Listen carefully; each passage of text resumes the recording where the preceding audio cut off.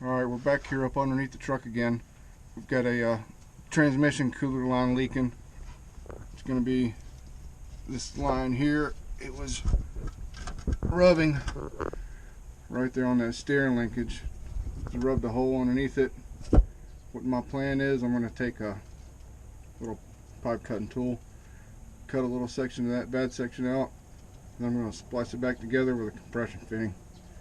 And then we'll see how it goes. It's kind of in a tight spot under here. Can't quite reach it from the top. It's a little too far down. And I've got skid plate and everything under here blocking the way. I might end up having to take that off, but there it is right there. The old Chevy. Little tip for you northern guys. Keep the rust down. Just spring a couple oil leaks and you won't have any rust. You got everything covered in oil that can't rust, right? Look at that. Look at that oil right there. Rust preventer. There. Rust preventer down in there. It's everywhere. Right there. There you go. Alright, we're still laying up underneath the truck here. This is the compression fitting I got. Picked it up. It's like $4 at AutoZone. A little 5/16 compression fitting. I hope that's the right size. I couldn't find a whole lot of information on these, but I think I've had to. I did that once before when I repaired one of these lines with a rubber hose, so 5/16 compression fitting should do the job. Alright, so I got this section of line cut out. There it is right there.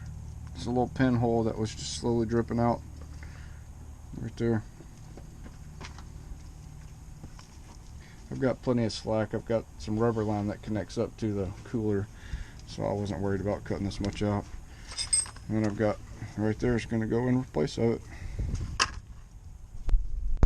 Alright, so here's the end that goes to the transmission cooler.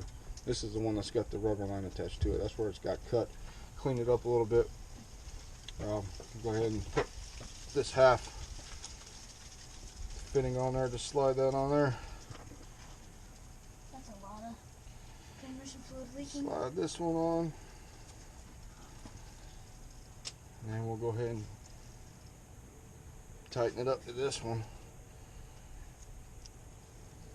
That way, once we're down there and we have no room, we'll already have at least this one done. Pretty tight down there. We'll grab a couple wrenches, squeeze these down, and we'll be down there at the bottom.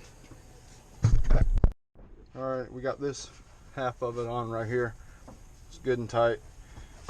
I'm about to go down there and put on the bottom one. That one's going to probably take me a little bit. It's a hard spot to get to, but check back with you once we get it tied back in.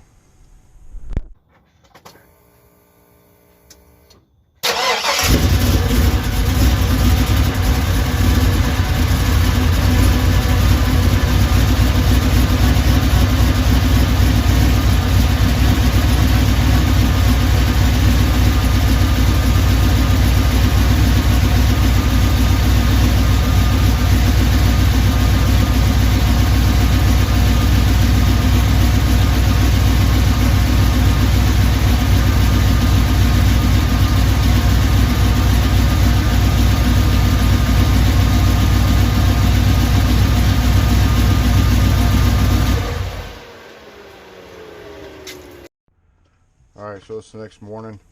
It got dark on me yesterday. I ended up getting it done last night, but I did have to take this skid plate off to be able to tighten that back section of that compression fitting there. I let it run for a little bit last night, and I've checked for leaks this morning. I hadn't seen anything dripping from there, so I think we're all good. I'm going to get the skid plate back on this thing, getting it tightened up, and we should be good to go. I might have to top off a little bit more transmission fluid that we lost when the line was cut, but we'll get it back together.